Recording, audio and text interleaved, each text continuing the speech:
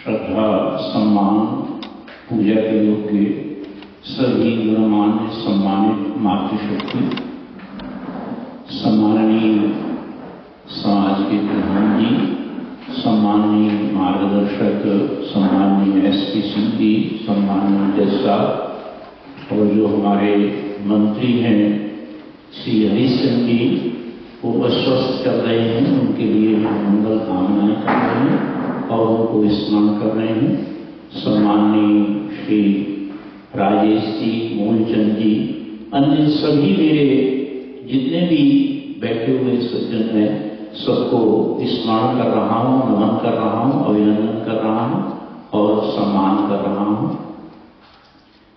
आज आप सब लोगों ने मिलकर के अन्य संस्थाओं ने भी योगा दिवस को मनाया। हमारे सम्माननीय श्री सुखबीर जी प्रधान जी ने बड़ी सक्रियता से उसमें स्वयं भी भाग लिया, औरों को भी प्रेरित किया। इस योगा दिवस की बहुत बहुत बधाई है, शुभकामनाएं हैं, ये परंपराएं चलती रहें। और जो अभी बहुत सुंदर विधि विधान युक्त पवित्र वेद मंत्रों से योग के विद्वान के द्वारा सम्मानीय जो यज्ञ की ब्रह्मा पंडिता जी, उन्होंने बहुत सुंदरता से यज्ञ को संपन्न कराया। यज्ञ क्या कहता है, क्या देता है, इसकी प्रेरणा क्या है, इसका संदेश क्या है, ये जो अभी हम लोगों ने यज्ञ रूप प्रार्थना बोली, इसमें सब कुछ आ जाता है। यज्ञ की क्या लाभ है, क्या उपयोग है, क्या महत्व है, क्या प्रेरणा है, क्या संदेश है, यज्ञ हमें क्या देता है, हम क्यों करें, इसके क्या लाभ हैं, सब कुछ इस यज्ञ रूप में बहुत सुंदर भाव रखे हुए हैं। आप सब लोगों ने मिलकर के सभी जितने भी फिजी के लोग हैं, भारत के लोग हैं, अन्य जो भी सहयोगी जन हैं, सभी ने बड़ी सुंदरता से मिलकर के अपना ये वैदिक कल्चर सेंटर बनाया है और बहुत सुंदरता से इसको आगे बढ़ा रहे हैं, चला रहे हैं। इसके लिए भी मैं बहुत सारी मंगल कामनाएं करता हूँ, परमात्मा से यही कामना और प्रार्थना करता हूँ कि ये स्थान आपका और सुंदर बने, भव्य बने, दिव्य बने, प्रेरक बने, आकर्षक बने और जिस उद्देश्य, आदर्शों और परंपराओं के लिए ये स्थान आप लोगों ने बनाया है, उसको खूब अच्छी तरह से फले फूले आगे बढ़ें, ऐसी मेरी कामना है, मंगल कामना है। जैसा कि सम्माननीय प्रधान जी ने संकेत किया था कि स्वस्थ जीवन और सुखी जीवन, हमारा भारत का जो चिंतन है वो जीवन को बहुत बढ़िया सुंदरता से और अच्छी तरह से जीने की प्रक्रिया देता है, प्रेरणा देता है और कहता है कि अभी पंडिता जी ने जो आशीर्वाद दिया, जीवेम शरदाशतम, शृणुयाम शरदाशतम, भूयस्य शरदाशता, खूब लंबी उम्र को प्राप्त करो, पूर्ण आयु को भोग करके जाओ, अधूरे मत जाओ, पक करके जाओ, पूर्ण होकर के जाओ, तभी हमारे यहाँ जीवन की सार्थकता है। जितना भारत में शरीर के लिए सोचा गया है, उतना ही मन, बुद्धि, आत्मा और परमात्मा के लिए भी सोचा गया है। दुनिया में सबसे बड़ी हमारी जो प्रॉपर्टी है, संपत्ति है, वो हमारा ये भौतिक शरीर है। ये परमात्मा ने हमें अभी स्वस्ति वाचन में आता है, दैवीम नावम आरुवेमम, परमात्मा ने ये मुझे शरीर एक दैवीय नाव दी है और इसमें आत्मा बैठा हुआ है, संसार भवसागर से पार उतरना है। जीवन की यात्रा में हमने इस शरीर के माध्यम से करना है। तराजू के एक पल्ले पर संसार की सब दौलत, संपत्ति, एफडी, प्रॉपर्टी, धन, सामान, साधन रखो और एक तराजू दूसरे पल्ले पर अपना शरीर रखो, तो हमारा सबसे महत्वपूर्ण कौन है? शरीर। शरीर माध्यम खलु धर्म साधन, शास्त्र कहते हैं धर्म का साधन है। धर्मार्थ काम मोक्षाणाम आरोग्य मूलम उत्तमम, जो आयुर्वेद का ऑथेंटिक ग्रंथ चरक, वो कहता है कि धर्म अर्थ काम मोक्ष जो 4 पुरुषार्थ हैं, इनकी प्राप्ति का साधन क्या है? शरीर। अर्थात ये गॉड मेड है, मैन मेड नहीं है। ये परमात्मा ने हमें जो एक दैवीय नाव दी है, गॉड मेड है। और कहा है कि शरीर जिन तत्वों से बना है, उन्हीं तत्वों से इनकी रिपेयर होती है। अग्नि, जल, वायु, तेज, प्रकाश, पंच तत्व है ना। जैसे अगर फर्नीचर टूट जाता है तो उसका रिपेयर लकड़ी से ही होगा ना। अगर मकान की रिपेयर ईंट, पत्थर और सीमेंट से होगी ना। कपड़ा, जिस रंग का कपड़ा हमने पहना है, अगर उसकी रिपेयर उसी धागे से होगी ना।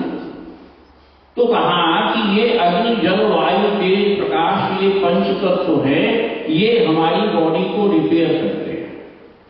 और बैक टू द नेचर, 100 दवा की एक दवा सवेरे की हवा। मैं यहां दिल्ली में रहता हूं, वहां सवेरे घूमता हूं, तो एक लाला जी, प्रधान जी आवाज लगाते जा रहे थे, एक लगाओ 23 पाओ, एक लगाओ 23 पाओ, एक लगाओ 23 पाओ। तो मैंने लाला जी से कहा, मैंने कहा लाला जी इतना प्रॉफिट कहां मिलता, एक लगाने पर आज 23 मिल जाए। तो लाला जी ने बड़ी अच्छा जवाब दिया कि देखो 24 घंटे होते हैं, 24 घंटे में सवेरे 1 घंटा अपने हेल्थ के लिए, तन के लिए, मन के लिए लगाओ, 23 घंटे मौज में रहो। क्यों नहीं? एक लगाओ 23 पाओ।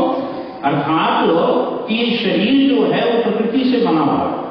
और हमारे आयुर्वेद के ग्रंथों में, वेदों में, शास्त्रों में इस शरीर की लिए बहुत कुछ चिंतन किया गया। आयुर्वेद कहता है शरीर का मूल आधार है भोजन। जितना भारत में भोजन और भजन पर सोचा गया है वर्ल्ड में, उतना कहीं विचार नहीं किया गया। हर ऋतु का भोजन अलग है। वर्षा ऋतु का अलग है, गर्मी का अलग है, सर्दी का अलग है, बच्चे का अलग है, जवान का अलग है, बुजुर्ग का अलग है, सुबह का अलग है, शाम का अलग है, दोपहर का अलग है। वहां एक सिंह साहब जानते हैं, वहां पट्टी कल्याणा में नेचुरोपैथी सेंटर है। तो मैं वहां कभी कभी जाया करता हूं, तो उसकी रसोई पे लिखा है भोजन ही दवाई है, भोजन ही बीमारी है। भोजन से ही व्यक्ति बीमार होता है, भोजन से ही व्यक्ति स्वस्थ होता है। तो कहा कि हम अपनी आयु को बढ़ा सकते हैं।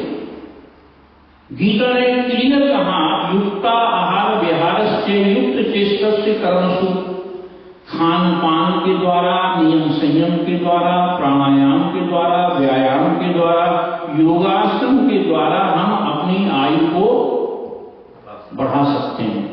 देखिए ये गलत थ्योरी है। वैदिक चिंतन, भारतीय चिंतन अधिकांश ये कहता है कि हम अपनी आयु को लंबा कर सकते हैं। किसके द्वारा? खान पान के द्वारा, नियम संयम के द्वारा, प्राणायाम के द्वारा, ब्रह्मचर्य के द्वारा, योगाभ्यास के द्वारा और योग साधन के द्वारा हम अपनी आयु को, पहले के ऋषि मुनि संत लंबी आयु को प्राप्त करते थे।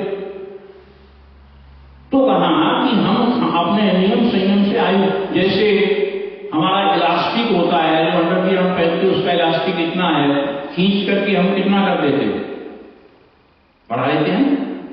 एट ए टाइम दो पड़ोसी ने एक ही मॉडल का, एक ही कंपनी की कोई कार खरीदी। एट ए टाइम वही ईयर है, वही मॉडल है, वही कंपनी है, वही उसका ब्रेक है। एक व्यक्ति बहुत ढंग तरीके से, सलीके से उसको चलाता है और उसको ध्यान रखता है, उसकी सर्विस का ध्यान रखता है, उसको ठीक चलाता है और ठीक उसको प्रयोग करता है। तो एक की 10 साल चल जाती है, एक बिल्कुल केयर नहीं करता है, ध्यान नहीं रखता है, कोई सर्विस का ध्यान नहीं रखता है और उल्टा सीधा चलाता है, उसकी 3 साल में कचाड़ा हो जाती है ना। इस शरीर को परमात्मा ने हमें दिया हुआ है, अब हमारे ऊपर निर्भर करता है कि हम इस शरीर को कितना चला लेते हैं। तो कहा कि हम अपनी आयु को बढ़ा सकते हैं, अर्थात आयु शब्द का अर्थ होता है आयु। जिस दिन पहली हम सांस लेते हैं मां के गर्भ से निकल करके, और जिस दिन लास्ट जो सांस होती है वो बीच के स्पैन को आयु कहते हैं। हम अपनी आयु को बढ़ा सकते हैं किसके द्वारा? खान पान नियम संयम के द्वारा, जो मैंने दो एक उदाहरण आपके सामने रखे हैं। तो कहा कि हम अधूरे नहीं जाए। वेद कहता है जीवे में सर्वश्रम, पूर्ण आयु को प्राप्त करें। और वेद ये भी कहता है हंसते हुए, गाते हुए, मौज मनाते हुए, पुत्रों पोतों के साथ, धूतों के साथ, परिवार के साथ आनंद से जाओ। जीवन परमात्मा का वरदान है। तो कहा कि हम पूर्ण स्वस्थ कैसे रहें? अपने नियम संयम के द्वारा, भोजन के द्वारा। दूसरा निद्रा, नींद। शरीर का जो आधार, पहला आधार है भोजन, और दूसरा नींद। नींद परमात्मा का बहुत बड़ा वरदान है। स्वामी रामकृष्ण लिखते हैं दुनिया में वो व्यक्ति सबसे बड़ा भाग्यशाली है जिसका सवेरे उठते ही पेट साफ हो जाए, और जिसको बहुत बढ़िया भूख लगे, और जिसको बहुत बढ़िया नींद आती हो। दुनिया में सबसे बड़ा भाग्यशाली है। दुनिया में सबसे बड़ा किस्मत वाला, सबसे बड़ा धनाढ्य, सबसे बड़ा संपन्न व्यक्ति कौन है? जो स्वस्थ है। विश्व का नामी गामी गामा पहलवान गांधी, दुनिया में इसका नाम था। गामा बुढ़ापे में इतना मोटा हो गया था, राह चलते हुए लोगों से कहा करता था कि मुझे करवट बदला दो, मेरे चेहरे से मक्खियां हटा दो। 3 चीजें सुख का मूल आधार है, 3 चीजों पे कंट्रोल कर दो, कोई प्रॉब्लम नहीं आए।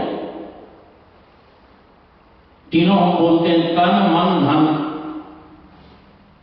शरीर उतना जो आपके कंट्रोल में, और मन पर जो व्यक्ति कंट्रोल करता है उससे भी हो जाता है। तो कहा नींद जो है वो परमात्मा का बहुत बड़ा वरदान है। कहीं एक्सीडेंट होता है तो अगर उसको फर्स्ट एड दी जाती है तो फर्स्ट एड में डॉक्टर सबसे पहले नींद का इंजेक्शन देता है। जिसको नींद आ जाएगी वो व्यक्ति कभी मृत नहीं होगा। नींद बहुत बड़ा रिपेयर करती है। मोबाइल की बैटरी खत्म हो जाती है, हम रिचार्ज पे लगाते हैं, नींद क्या करती है? रिचार्ज कर देती है, हमारे शरीर में एनर्जी को, ऊर्जा को, शक्ति को नया फिर दूसरे बना देती है। आज हम नींद से खिलवाड़ कर रहे हैं। हमारे यहां कहा कि समय पर सोना, समय पर उठना, समय पर खाना, ये जो हमारे यहां बहुत बड़ा भारत का चिंतन रहा, उपवास। नवरात्रि का नाम सुना है तुमने?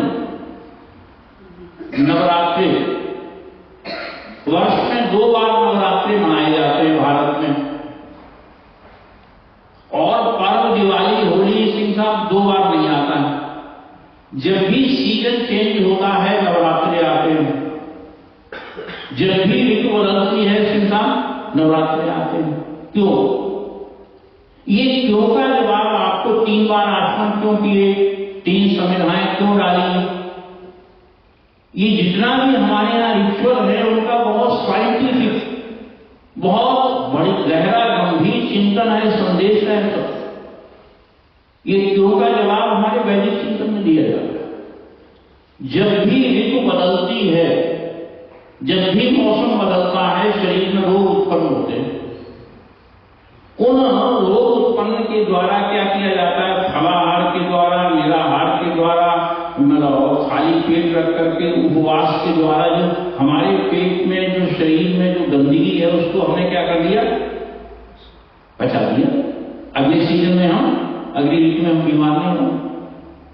इसलिए जब भी ऋतु बदलती है उपवास करो, और उपवास जो है वो हमारे शरीर को बिल्कुल निरोगी कर देता है। तो कहा कि हम लंबी उम्र को प्राप्त कर सकते हैं खान पान के द्वारा, नियम संयम के द्वारा, प्राणायाम के द्वारा और भोजन के द्वारा। आज हमारी दिनचर्या खराब हो गई, भोजनचर्या खराब हो गई, हम अपने मूल से भटकते चले जा रहे हैं। मतलब जीवित रखने के लिए खाना खाना है। आज अधिकांश लोग खाने के लिए जीवित हैं। अधिकांश लोगों की दिनचर्या है कि खाने के लिए हम जिंदा हैं। Eat drink and B Mary खाओ से तो जानवर पशु भी करते हैं, ये तो आम आदमी भी करते हैं। तो कहा कि भोजन हमारे यहाँ बहुत महत्वपूर्ण माना जाता है। हर उम्र के साथ अलग अलग भोजन है। आप अनुभव करके देखें, शाम का कभी या दिन का एक टाइम का खाना छोड़ करके देखिए, आप बहुत हल्का अनुभव करेंगे। अनेक रोग, अनेक समस्याएं जो हैं वो हम अपने आप भुला रहे हैं। तो इसलिए वैदिक चिंतनकर्ता कहता है कि आप अपनी आयु को बढ़ा सकते हैं, उम्र को बढ़ा सकते हैं, स्वस्थ रख सकते हैं अपनी दिनचर्या को, अपनी भोजनचर्या को और अपने विचारों को, अपने मन को ठीक कर लो, कोई समस्या नहीं। ये जीवन तो परमात्मा का वरदान है, ये स्वर्ग है। दूसरा, हमारे यहाँ सुखी जीवन, जो हमारे यहाँ का सुख का आधार, सुख का आधार क्या है? सबसे बड़ा सुख तो वो है निरोगी काया। सबसे जो व्यक्ति शरीर से स्वस्थ है, प्रसन्न है, संतुष्ट है, शांत है, वो व्यक्ति अपने सुखी जीवन को जी सकता है। सुख का जो आधार है वो दुनिया में अगर कहीं सुख है, अगर कहीं स्वर्ग है, अगर कहीं शांति की जगह है तो घर है। घर में अगर शांति नहीं है तो बाहर शांति नहीं होगी। भारत के चिंतन में होम साइंस रही। एक अमेरिकन फिलॉसफर मरते समय रोता हुआ कह रहा है कि जब मैं अपने देश में पैदा हुआ था तो मेरे देश में होम थी। अब जब मेरी ओल्ड एज हो गई है, उम्र मेरी बढ़ गई है और जब मैं मरने के नजदीक हूं तो मेरे देश में होटल है। होम और होटल में बेसिकली अंतर क्या है? नारी। होम और होटल में बेसिकली जो है वो नारी का है, गृहिणी का है। सारा घर जो है वो नारी के इर्द गिर्द घूमता है। कालिदास ने तो यहां तक लिखा, गृहिणी गृहिणी उच्यते, घर का दूसरा नाम ही नारी है। घर बिन घर भूत का डेरा। संतों ने कहा घर बिन घर भूत का डेरा। अगर घर में नारी नहीं है तो अधूरा है। घर की पूर्णता जो होती है वो नारी से उत्पन्न होती है। और घर का आधार क्या है? बच्चे, संतान। जिस घर में बेटी नहीं वो घर अधूरा है। जिस घर में बुजुर्ग नहीं है वो घर अधूरा है। हमारे यहां ज्वाइंट फैमिली सिस्टम रहा, अर्थात घर को आज हम होटल बना रहे हैं। होम और होटल में यही अंतर होता है कि घर में जहां सब प्रेम से, सहयोग से, एक दूसरे का सम्मान करते हुए अपनी जीवन यात्रा को चलाते, अनेक समस्याएं, अनेक उलझने, अनेक विवाद, अनेक परेशानियां आपस में मिल बैठ करके चिंतन के द्वारा शेयर करके एक दूसरे से आदि सॉल्व हो जाता है। तो वहां सुख का जो आधार है वो एक तो शरीर का सुख है, एक पर आत्मा का सुख है। दो सुख है ना, एक भौतिक सुख है, एक आध्यात्मिक सुख है। एक इंद्रियों का सुख है, एक आत्मा का सुख है। आप जो बड़ी सात्विक अवस्था में कोई भजन बोलते हैं, भजन गुनगुनाते हैं, तो आप कहते हैं बड़े आनंद आया, आंखों में आंसू भी आ जाते हैं, हृदय भर जाता है। वो आनंद आत्मा का है। देखो, संसार में तीन चीजें हैं, सुख, शांति और आनंद। सुख, शांति और आनंद। सुख तो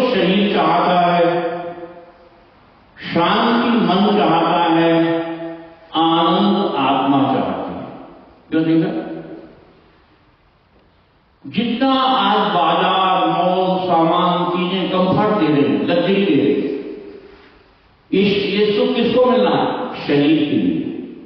विज्ञान ने, भौतिक ने, यूरोप ने, संसार ने बहुत कुछ दिया।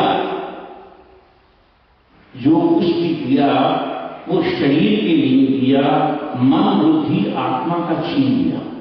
अंदर का छीना, बाहर सामान दे दिए। आज व्यक्ति अंदर से अशांत, स्ट्रेस बढ़ रहा है, अशांति बढ़ रही है, हिंसा बढ़ रही है, लोभ बढ़ रहा है, अनिद्रा बढ़ रही है, रोग बढ़ रहे हैं। क्यों? कि हम केवल मात्र, हमारा भारत का चिंतन कहता है शरीर के साथ आत्मा को भी जानो।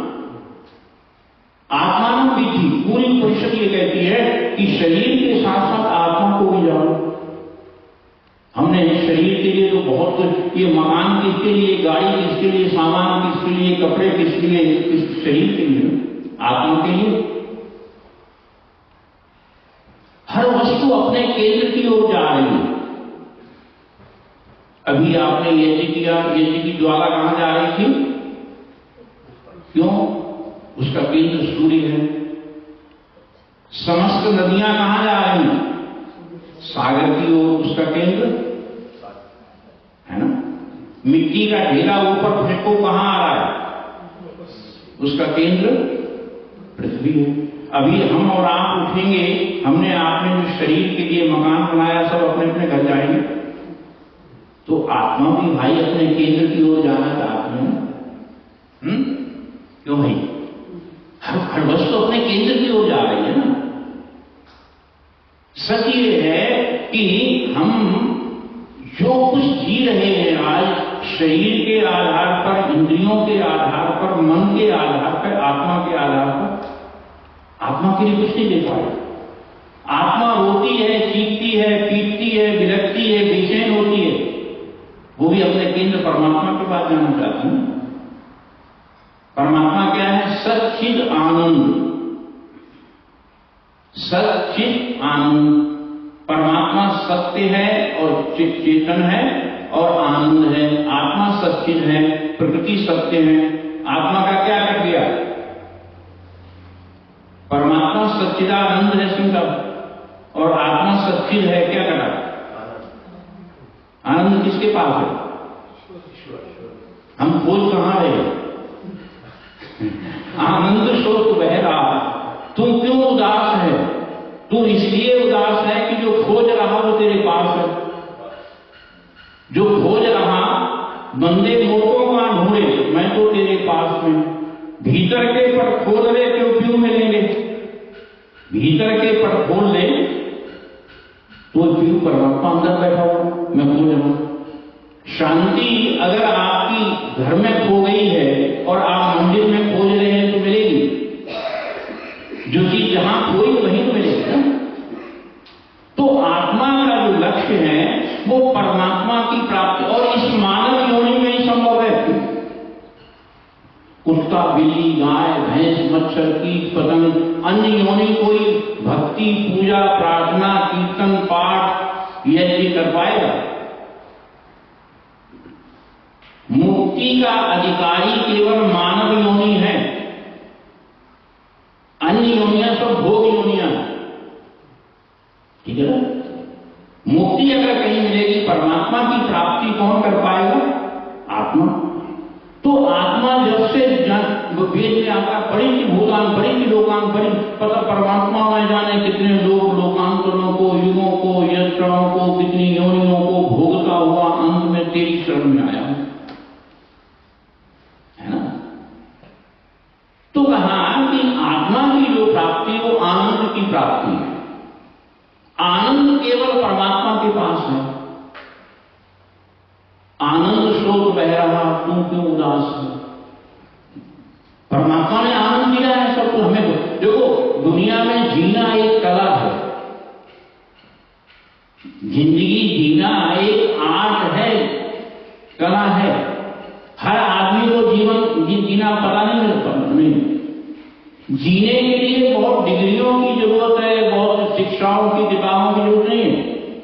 जीवने के लिए बहुत अच्छी क्या है कि समझदारी की जरूरत है, ज्ञान की जरूरत है, विचार की जरूरत है। अगर आपके पास अवेयरनेस है, समझदारी है, ज्ञान है, जीने की कला है, आपको जीना आता है, तो आप नरक को स्वर्ग बना सकते हो। रोगी को आप योगी हो सकते हैं, अशांत से शांत हो सकते हैं। जीने की कला होनी चाहिए, टेक्निक होनी चाहिए। आम आदमी को जीना नहीं आता है, तो वैदिक चिंतन कहता है कि बढ़िया तरह से जी करके जियो, और जीवन के जो लक्ष्य है तुम्हारा, देखो हम और आप तो इस दुनिया में परमानेंट नहीं आए। हम और आप अपने कर्मानुसार आए हैं, कर्मानुसार जाएंगे, अकेले आए हैं और अकेले ही हम संसार जो कुछ भी आज हम कर आ रहे हैं। किसी से पूछा जाए आपने लाइफ में क्या अचीवमेंट किया, कि मैंने देखो परिवार बनाया, बच्चे बनाए, मकान बनाया, प्रॉपर्टी बनाई, संपत्ति बनाई, बच्चों को इतना बनाया, ये किया मैंने, रिश्तेदारों के लिए किया मैंने, उसके लिए ये किया। अगर पूछा जाए गोविंद जी तुमने अपने लिए क्या किया, है ना? देखो ये चीजें आपको ऐसे सत्संग ही देते हैं, विचार ही देते हैं। आज समाज कुछ नहीं देता, विचार देता। विचार एटम बम होते हैं। विचारों से मनुष्य राक्षस बनता है, विचारों से देवता बन जाता है। विचारों से जीवन जगत स्वर्ग बन जाता है, विचारों से नरक बन जाता है। अगर विचारों में, परिवार में, पति पत्नी में, पिता पुत्र में, संबंधियों में विचार मिल जाए तो स्वर्ग है, और विचार न मिले तो ये जो हमारा आर्य परिवार यहां पर बैठा हुआ विचारों के कारण बैठा हुआ है ना। और भी धार्मिक संस्थाएं हैं। आपको यहां क्यों अच्छा लगता है? क्योंकि यहां आपकी आत्मा के अनुकूल आपको विचार मिलते हैं। तो कहा कि स्वर्ग का जो आधार है वो वास्तव में हमारा सुखी जीवन जो है विचारों के आधार पर। अगर आपके पास पॉजिटिव विचार है तो आपको कोई प्रॉब्लम। महाभारत में व्यास ने लिखा, अगर आपके पास ज्ञान रूपी टॉर्च आपके हाथ में तो आप कहीं चले जाओ, कोई प्रॉब्लम नहीं, है ना? जिंदगी एक बहुत खूबसूरत समझौता है, मुकम्मल यहां किसी को नहीं मिलता है ना? कुछ होकर पाना है, कुछ पाकर के खोना है। जीवन का मतलब तो फिल्मी गानों में बहुत कुछ जीवन दे देता, विचार दे देता, है ना? तो जीवन को हमने बढ़िया तरह से जी। एक मौका मिला है, पता नहीं अगला अलॉटमेंट कहां मिलेगा क्यों भाई जी, और किस योनि में मिलेगा, है किस पेरेंट्स के पास मिलेगा, और कौन से प्लेस पे मिलेगा, क्यों बेटा, है ना? ये पता नहीं कहां मिलेगा। क्या है कि पिछले जन्मों के आधार पर तो ये जन्म प्राप्त हुआ, और इस जन्म के कर्मों के आधार पर संसार कर्म की खेती, जो जैसा बोए सो तैसा काटे, है ना? तो क्या है, धर्म धन कमा ले, सफर में काम आएगा। हमारे यहां भजनों में बहुत कुछ जीवन उड़े दिए, वो विचार दे दिए। अच्छे अच्छे भजनों को सुना करो, बहुत कुछ उसमें जीवन मिल जाता है। प्रेरणा शब्दों को खाया करो, लगाया करो, चबाया करो, चिंगम की तरह, टॉफी की तरह उनको चूसा करो। क्यों माता जी है ना? शब्दों को खाओ, शब्दों को चबाओ, शब्दों का आनंद लो, भजन की पंक्तियों को गुनगुनाओ। अनेक समस्याओं से देखो, हमने दुनिया में तरह तरह की प्रॉब्लम्स क्रिएट की हुई हैं। जिंदगी तो परमात्मा, ये बताओ परमात्मा ने दुनिया में कोई दुख के लिए चीज बनाई? क्यों जी बताओ, जल्दी बताओ, समय तेजी से बढ़ रहा है। दुनिया में परमात्मा ने कोई चीज दुख के लिए नहीं बनाई। हम दुखी क्यों हैं, अशांत क्यों हैं, परेशान क्यों हैं, रोगी क्यों हैं, चिंताओं में क्यों हैं? ये जवाब अपने से पूछो ना अपने से पूछो ना कि हम अशांत क्यों? जब हम दुनिया में बताओ, दुनिया में जब हम पैदा हुए तो हमारे पास क्या था? जब बिजली से यहाँ बंधु बांधव यहाँ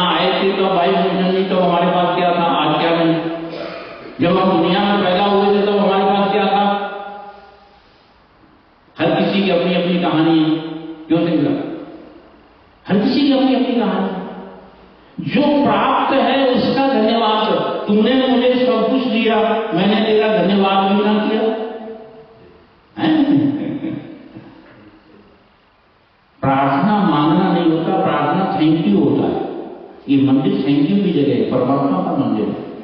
हम उसे याद करने के लिए, उसका धन्यवाद करने के लिए, उसको स्मरण करने के लिए और बेटर होने के लिए यहाँ आते हैं। हम यहाँ सुधरने के लिए, संभलने के लिए और बेटर होने के लिए बेटे आते। मैं बेटे को कह रहा था मैंने बहुत भाग्यशाली हो, है ना। युवेव धर्मशीला से आप अनित्यम खल जीवनम। मृत्युशैया पर मतलब भीष्म पितामह पड़े हुए थे, तो युधिष्ठिर जाते हैं, कहते कोई उपदेश दे दो हमें। तो भीष्म पितामह ने कहा कोई भी जाना कि कस्य मृत्यु भविष्यति युवेव धर्मशीला स्यात् अनित्यम खल जीवनम। युधिष्ठिर, किसी को पता नहीं आज दिन बीता है, रात बीती, आए ना आए, किसका कब कहां मृत्यु आ जाए। युवेव धर्मशीला स्यात्, युवा अवस्था में ही धर्म कर्म करवाना शुरू कर दो, पता नहीं जीवन का अनित्यम कभी जीवन अनित्य है, कुछ पता नहीं। उड़े हैं नील के पंछी, फिर बसेरा हो ना हो, हम मनुष्य लाचार हैं उड़ते समय के सामने। रात बीती फिर सवेरा, रात बीती फिर बता दो जीवन क्या है। श्वास अंदर गई है, लौट आई तो जीवन है, और नहीं लौटी तो है ना। मृत्यु ईशे दुपनाम, मृत्यु ईशे चतुष्पनाम। मृत्यु दो पैरों वालों पर, चार पैरों वालों पर शासन कर रही है। दो चीजें हमें अपने से कभी अलग नहीं रखती हैं, एक मृत्यु और परमात्मा। बच्चे माँ बाप को भूल जाते हैं, माँ बाप बच्चे को, हम परमात्मा को भूल जाते हैं, परमात्मा हम, है ना, कभी नहीं भूलता। तो कहा कि इस अवस्था में, और मैं तो सिंह साहब अपने को भाग्यशाली मानता हूं कि परमात्मा ने मुझे इस उम्र के पड़ाव तक ले आया। ये कम अचीवमेंट नहीं हमारी, मुझे तो, है ना। कोई कोरोना में, कोई असमय में, अचानक में, जवानी में, वृद्धावस्था में, क्यों सिंह साहब पता नहीं कौन कहां चला गया। अगर इस अवस्था तक हम आ गए हैं तो ये परमात्मा की बहुत बड़ी कृपा है। और वृद्धावस्था ये तो परमात्मा का वरदान माना जाता है, ये दुख नहीं है। ये शाम जिंदगी से हंस के गुजारिए।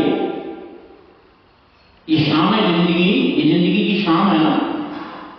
बचपन तो सवेरा है, जवानी दोपहर है, और बुढ़ापा है।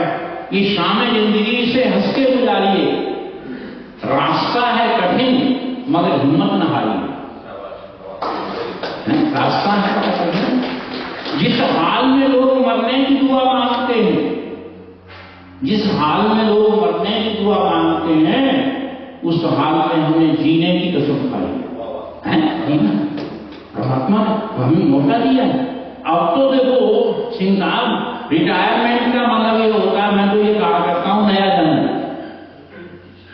रिटायरमेंट का मतलब है अब तक तो हम बच्चों के लिए, परिवार के लिए, संसार के लिए पल्लेदारी करते रहे, जो सिंह साहब, अब अपने लिए जीना है, अपनी शर्तों पे जीना है, अपने नियमों से जीना है, अपने अनुसार जीना। बच्चे 12 बजे सोते हैं, खाते हैं, तो हमने अपनी तरह से जीना। एक पत्रकार था, एक व्यक्ति था, बड़ा दार्शनिक विचारक था, वो बिना अपॉइंटमेंट के किसी को टाइम नहीं देता था। एक पत्रकार उसके पास गया, जर्नलिस्ट गया, कहते ये क्या बात है, आप किसी से मिलते नहीं, बात नहीं करते, टाइम नहीं देते, ये क्या बात है। तो उससे बात बहुत अच्छी की कि देखो मैं अब जिंदगी के अंतिम पड़ाव में हूं, मेरे पास अब टाइम कम है, जो मेरे पास टाइम बचा है उसे मीनिंगलेस, यूजलेस, व्यर्थ की बातों में मैं गंवाना नहीं चाहता। जो मेरे पास अब टाइम बचा है उसे मैं व्यर्थ की बातों में, उलझनों में, झगड़ों में, चिंताओं में नहीं करना चाहता। दुनिया में सबसे बड़ा कीमती चीज वक्त माना जाता है। सिंह साहब कभी बता रहे थे नत्था सिंह और वो किन किन के वजनों को, मन की मशीनरी ने तब चलना सीखा जब बूढ़े कल के पुर्जे पुर्जे पे जंग आया। मन की मशीनरी ने मन कब चलना सीखी टाटीगा, जब बूढ़े तन पर पुर्जे पुर्जे हर अंग पे क्या आगे जंग आ गया, है ना। फुर्सत के समय न वक्त निकाला, वक्त कब मांगा जब वक्त तंग आया।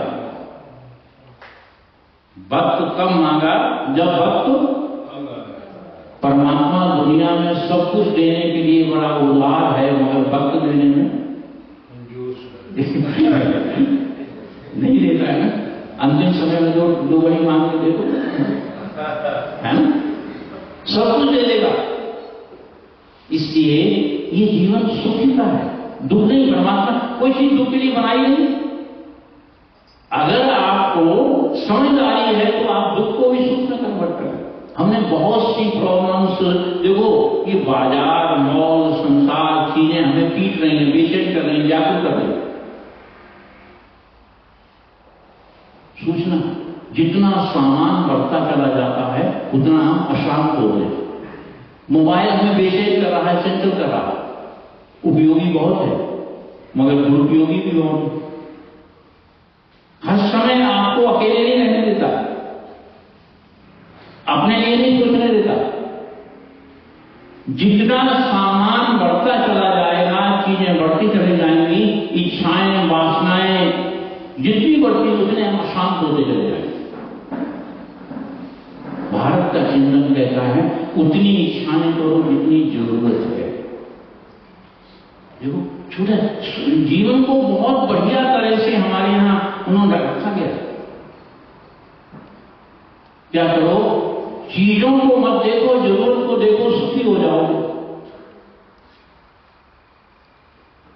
आज बाजार क्या कर रहा है, हमें जरूरत नहीं है, कोई उसकी आवश्यकता भी नहीं है, फिर भी हम बाजार में जाते हैं, सेल लगी होती है, सस्ता मिल जाता है, कम दाम पे मिल जाता है, हम उसको ले आते हैं। एक संत कुम्मन दास हुए हैं, भक्ति काल में थे, एकांत में अपने रहते थे, साधना करते थे, जो मिल गया खा पी लेते थे, परमात्मा का ध्यान करते थे। राजा मानसिंह को पता चलता है कि मेरे राज्य में इतना बड़ा संत है, झटपट, और उसके पास तिलक लगाने के लिए 2 आने का शीशा भी नहीं है। राजा मानसिंह उससे मिलने गया तो संत कुम्मन दास तिलक लगा रहे थे, और तिलक किसमें लगा रहे थे, पानी का जो कटोरा भरा, पानी भरा, उस पानी में अपना रिफ्लेक्शन देख करके क्या लगा रहे थे, तिलक लगा रहे थे। राजा मानसिंह को बड़ा बेचैनी होती, मैं राजा कहलाने का हकदार नहीं हूं, मेरे राज्य में इतना बड़ा संत और जिसके पास एक 2 आने का तिलक लगाने के लिए शीशा भी ना हो। झटपट गया, बहुत बड़ा शीशा खरीद के ले आया। मन में सोचने लगा कि संत मेरे राज्य के लिए, मेरी उम्र के लिए, मेरे सुख शांति समृद्धि के लिए पता नहीं क्या क्या कामनाएं करेगा। ज्यों ही राजा मानसिंह ने संत के सामने शीशा रखा, संत झल्ला करके गुस्से में क्रोध में आकर के इसे उठा ले जा मेरे सामने से, नहीं तो मैं इसकी झाड़ में, पहुंच में, रख रखाव में, दिखावट में, इसकी सजावट में ही अपनी असली भक्ति से सोचो। आज जितना टाइम मैं शरीर के लिए, कपड़ों के लिए, घर के साफ सफाई के लिए लगाता हूं, उतना आत्मा के लिए। देखो मूर्ख सोचने की बात है, हम तो आपको विचार ले रहे हैं। वो हमारे कुंवर सुखराज जी थे ना जी, वो कहा करते थे, सुनो न सुनो, मानो न मानो, करो न करो, हम तो सुना के चले जाएंगे। ठीक है ना, ये आप पर निर्भर करता है। देखो सत्संग सत्संग का कोई शब्द, कोई वाक्य, कोई घटना पता नहीं जीवन को बदल दे। ये टर्निंग पॉइंट्स होते हैं, ये जीवन के टर्निंग पॉइंट्स होते हैं। पता नहीं सत्संग की कोई विचार कर जाए, इतनी उतनी इच्छाएं करो जितनी जरूरत है। आज उन इच्छाओं के कारण चाह गई चिंता मिटी मनुआ बेपरवाह, जिनको कुछ चाहिए नहीं वो जग शहंशाह। भारत में जो सन्यासी के हम चरण क्यों छूते हैं? क्योंकि वो सब कुछ छोड़ के आया होता है।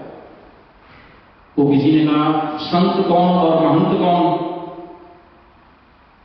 तो बहुत अच्छी किसी ने डेफिनेशन रखी, संत अपने ज्ञान से, सत्य से जो सब कुछ छोड़ता जाता है, और महंत वो होता है जो सब कुछ इकट्ठा करता जाता है। आजकल संत नहीं मिलते, महंत ज्यादा मिलते हैं। देखो किस तरह मानो। इसलिए अपने को मूल को पकड़ो। देखो रोटी, कपड़ा, मकान, 3 चीजें हैं जरूरियात शरीर की। कोई ये कह सकता है कि मेरे से बढ़िया कोई मकान में नहीं रहता है, मेरे से बढ़िया कोई कपड़ा नहीं पहनता है, मेरे से बढ़िया कोई खाना नहीं खाता है। कह सकता कोई हाथ उठा सकता है? सवाल ये मिनिमम पर एडजस्ट कर लो। जितनी इच्छाएं, वासनाएं, कामनाएं कम होंगी उतना व्यक्ति सुखी होगा। खाओ कम, पचाओ ज्यादा। सूत्र बता रहा हूं। खाओ कम, हम क्या कर रहे हैं?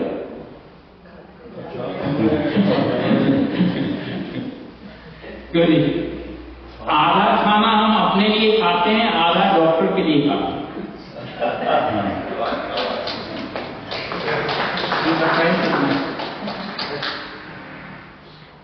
जो हम खाना खाते हैं, जो आधा पच जाता है वो तो मेरा हो गया, जो नहीं पचा वो उत्पन्न करता है। समझदार इंडिया में डॉक्टर क्या कहता है, जो मर्जी खाओ कल दवाई ले जाना। कोई परहेज नहीं करता। जो मर्जी खाओ कल दवाई ले जाना। अगर वास्तव में शरीर का, देखो दुनिया में सबसे बड़ा सुख जो है वो शरीर का है, घर का है, आत्मा का है। अगर शरीर का सुख लेना है तो शरीर के को सही दिशा में चलाओ। आज हम खा अधिक रहे हैं, पचा नहीं पा रहे हैं, बीमार हो रहे हैं। जैसे भोगों की वैरायटियां हैं ना, बाजार देखो, आपके मॉल और होटल और बैंक्वेट हॉलों में खाने की कितनी वैरायटियां हैं, है ना? तुम है ना? कितने ही लोगों की वैरायटियां हैं। भोगे रोग अभियान, भरतरी ने बहुत छोटा सा वाक्य कह दिया है, जहां भोग होंगे वहां रोग उत्पन्न होंगे, कोई बच नहीं सकता। दुनिया में जितना व्यक्ति अपने को समेट लेगा, हमारी पूरी कल्चर रही बाहर की दुनिया से अंदर की दुनिया में आओ, भोग से योग की ओर चलो, है ना? भारत में बाप लड़के को छोड़ता है, यूरोप में लड़का बाप को छोड़ता है। ध्यान है ना? बाप कहता है भारत में, बेटा मैंने ग्रस्त भोग लिया है, मैंने संसार देख लिया, अब तुम संभालो, हम आगे बढ़ते हैं। यूरोप में लड़का कहता है कि डैडी मैं आपके साथ कंफर्ट नहीं रह सकता, आपकी आइडियोलॉजी, आपको खाना पीना रहना हमारा साथ नहीं मिल रहा है। भारत का चिंतन हमें बहुत बढ़िया तरह से जीना चाहिए। पूरी संस्कृति, पूरी कल्चर भारत की त्याग पर टिकी है। जो जितना छोड़ता जाता उतना ऊंचा उठता जाता, जो जितना छोड़ता चला जाता। इसलिए कहा कि अगर ये जो हमारा प्रमोशन है वर्ल्ड में, सतीश भाई, की लाइफ के चार प्रमोशन कहीं नहीं। ब्रह्मचर्य समाप्त ग्रही भवेत ग्रही भूत्वा वनि भवेत वनि भूत्वा, ब्रह्मचर्य को समाप्त करके गृहस्थ हो, गृहस्थ के बाद पुत्र के पुत्र हो जाए, वानप्रस्थी बन जाओ, और वानप्रस्थ के बाद संन्यास, संन्यास वर्ण में और कहीं नहीं मिलेगा, सन्यासी भारत की पहचान है। निवृत्ति रागस्य गृहीमेव तपोवनम, भागना नहीं है, छोड़ना नहीं है, कहीं जाना नहीं है, घर में रहते हुए निवृत्ति रागस्य गृहीमेव तपोवनम। जब आपकी इच्छाएं, कामनाएं, वासनाएं को आपने कंट्रोल में कर लिया, सीमित कर लिया, समेट लिया, अपने को समझा लिया, तो घर ही तपोवन बन जाता है ना? घर क्या है? तपोवन बन गया है ना? दुनिया में रहता हूं, दुनिया का तलबदार नहीं हूं, दुनिया में रहता हूं, दुनिया का तलबदार नहीं हूं, राह से गुजरा हूं मगर खरीदार नहीं हूं, है ना? आदमी को दुनिया में रहना चाहिए किस तरह? जैसे पानी में रहता है कमल। हमारी इच्छाएं समाप्त हो जाए। इसलिए हमारे यहां अंतिम अवस्था में, भारत में अंतिम समय में क्या, जाने वाले से अंतिम इच्छा पूछी जाती है। तुम्हारी कोई अंतिम इच्छा तो नहीं है? क्यों? अगर इच्छाओं को लेके जाओगे तो फिर जन्म मरण के चक्कर में आना पड़ेगा। पुनरभिजन्मम पुनरभिमरणम पुनरभिजननी जठरे, फिर चक्कर में आना पड़ेगा। इसलिए ये ग्रस्त जो है, इस ऋषि दयानंद एक महामानव ऐसे हुए जिसने ग्रस्त की प्रशंसा की, और गौतम बुद्ध ने कहा सर्वम दुखम सर्वम क्षणिकम सर्वम नश्वरम, कि भाग जाओ, नरकालय है, दुखालय है, इसमें ग्रस्त में कुछ नहीं रखा। ऋषि दयानंद ने कहा कि ग्रस्त में ही व्यक्ति सारे चारों पुरुषार्थों को, लोकेशना, पुत्रेशना, वित्तेशना, मनुष्य की तीन इच्छाएं प्रबल मानी जाती है, लोकेशना, पुत्रेशना, वित्तेशना। इस संसार में मतलब कहा है कि एक हमारे 67 में दिल्ली यूनिवर्सिटी में एक प्रोफेसर शुक्ला जी थे, तो उन्होंने आर्य समाज दीवान आदमी सिंह का एक लेक्चर दिया था। मैं उस समय दिल्ली यूनिवर्सिटी का स्टूडेंट था। उन्होंने कहा अकेला आदमी जिंदगी तो जीता है शेर की तरह और मरता है कुत्ते की तरह, और गृहस्थी जिंदगी जीता है कुत्ते की तरह, मरता है शेर की तरह।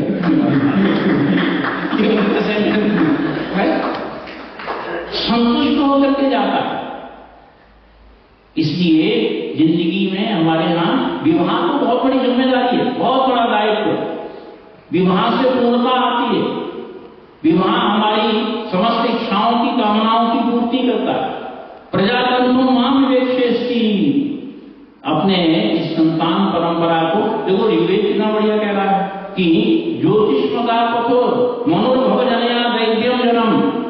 ऋग्वेद कह रहा है, अय मनुष्य तू दुनिया में अच्छी योग की संतान बना के जा।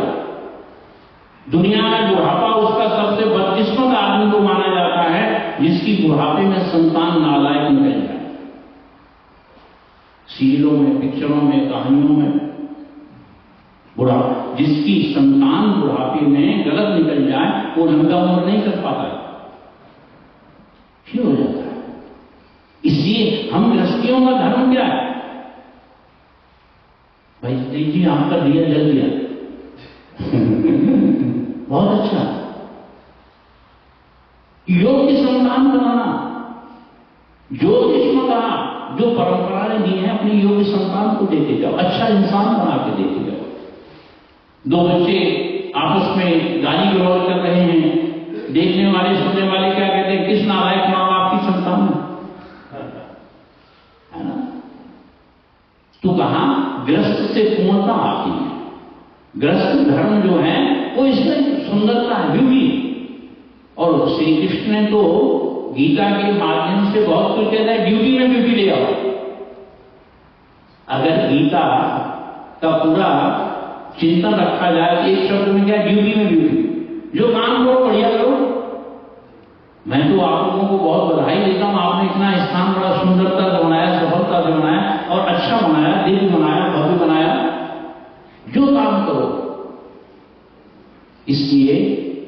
2 मकान खराब हो गए हैं। हमारे 2 मकान हैं। एक तो मकान जिसमें हमारा शरीर रहता है, जिसमें अभी हम बैक होंगे, वापस होंगे अपने घरों में, और दूसरा हमारा शरीर रूपी। और इसका मालिक कौन है? आत्मा। उसको हम भूले हुए हैं। और इस सारी सृष्टि के मकान का मालिक कौन है? परमात्मा। उसको दोनों को, आत्मा को भी भूले हुए, परमात्मा को भी भूले हुए। इसलिए कहा कि जहां हो, जैसे हो, जिस स्थिति में हो, जिस परिस्थिति में हो, हालात में हो, कर्मों से अच्छे हो। ठीक है? मानते हो? हाथों की कीमत उनसे पूछो जिनके पास नहीं, दांतों की कीमत उनके पास पूछो जिनके पास नहीं, घुटनों की कीमत उनसे पूछो जिनके पास नहीं। इस समय कितने लोग आईसीयू में होंगे, हॉस्पिटल में होंगे, कैजुअलिटी में होंगे। हम उनसे अच्छे हैं ना? बेटर है ना? एक आदमी के दोनों हाथ नहीं थे, उससे पूछा कैसा फील कर रहे हो? कह रहे मैं उनसे बेटर हूं जिनके दोनों पैर नहीं। एक व्यक्ति ऐसा आगे जाके दिखाई देता है जिसके दोनों पैर नहीं थे और दोनों हाथ नहीं थे। उससे पूछा कैसा फील कर रहे हो? कहेंगे क्या बताओ, मत पूछो, किस तरह से जिंदगी को चला रहा हूं। फिर भी मैं उनसे अच्छा हूं जो मर चुके हैं, उनसे जिंदा हूं, उनसे बेटर हूं जिनसे जो मर चुके हैं, उनसे बेटर हूं। जो हमारे आपके पास इस समय में है वो करोड़ों व्यक्तियों के पास नहीं है। कोई अपना गम भूल के देखे, सैकड़ों गम के मारे में नहीं। दुनिया में जितने गम हैं उनसे मेरे कम हैं। दुनिया में जितने गम हैं उनसे मेरे कम। दुनिया के गम देखे तो अपने गम भूल गए। कोई दुनिया के गम देखे तो अपने गम भूल गए। जहां हो, जैसे हो, जिस स्थिति में हो, परिस्थिति में हो, हालात में हो, निराश, हताश, उदास, परेशान नहीं हो। हर हाल में हमें जिंदगी को बढ़िया तरह से जीना है। जीने के लिए सबसे बड़ा परमात्मा ने मुझे साधन दिया है, मेरा शरीर है। इस शरीर को मैंने ठीक रखना है, हमारे ऊपर है। हम इसको रोगी भी बना सकते हैं, निरोगी भी बना सकते हैं। और हमने अपने जीवन को जो हालात, नई दुनिया नहीं मिलनी है, अलॉटमेंट का रिप्लेसमेंट नहीं है। यही पति, यही पत्नी, यही पड़ोसी, यही बहू। मैं तो बुजुर्गों को कहा करता हूं, सिंह साहब, बुजुर्गों अगर आपने अपना बुढ़ापा ठीक निकालना है तो बहुओं से समझौता कर दो।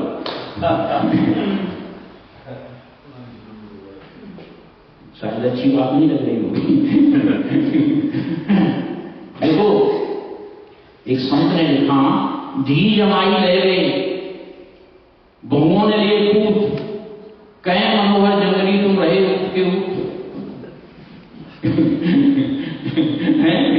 ठीक है ना? जो है, जैसे है, जिस स्थिति में, जिस परिस्थिति में है, जिंदगी एक समझौते का नाम है। कर लो, जिंदगी में गम भी मिलते हैं, है ना? हमने हर हाल में, हर परिस्थिति में अपने जीवन को बढ़िया तरह से जीना है। और जीने के लिए विचारों की जरूरत है, सामान की जरूरत नहीं। जीने के लिए समझदारी की जरूरत है, डिग्रियों की जरूरत नहीं। और बुजुर्गों को सामान मत दो, सम्मान दो। बुजुर्ग हमारी बहुत बड़ी प्रॉपर्टी है। समय की सीमा मर्यादा। मैंने तत्काल बुद्धि में जो कुछ सामान्य बुद्धि से आया मैंने कहने की कोशिश की है। आप लोग थोड़ा सा एकांत में सोचना, जो ठीक लगे, अनुकूल लगे, उपयोगी हो, व्यवहारिक हो, आपको यूजफुल लगे, उन बातों को ले लेना। भोजन वही सार्थक होता है जो शरीर को लग जाए। प्रवचन वही सार्थक है जो जीवन में उतर जाए। ठीक है ना? मुझे बहुत अच्छा लगा। मैं सीधा ये आश्वासन देता हूं तो उम्र का पता नहीं, अब हम दूसरे पड़ाव में चले गए हैं, ठीक है ना, ये कुछ पता नहीं जीवन का। जब तक मेरा शरीर है, जो हमसे सेवा बनेगी हम आपके लिए जरूर करेंगे वहां से। और मैं तो आपका एक तरह से ऑफिशियल तो नहीं, अनऑफिशियली मैं आपका मेंबर ही हूँ समाज।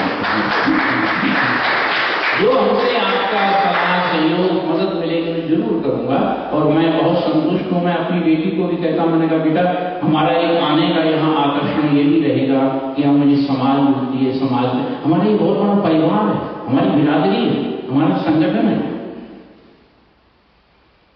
आप लोग स्वयं आओ, दूसरों को भी प्रेरित करो। ये बताओ यहाँ आके घाटा तो नहीं रहा हम लोगों को? अभी किसी पिक्चर हॉल में नाश्ता या कुछ खाने पीने को तो नहीं मिलता, प्रसाद कहीं नहीं मिलता, मंदिर में मिलता है ना।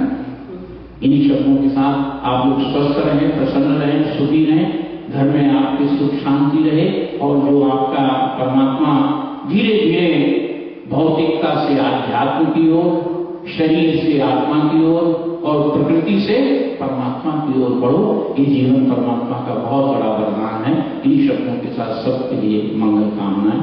ओम शांति।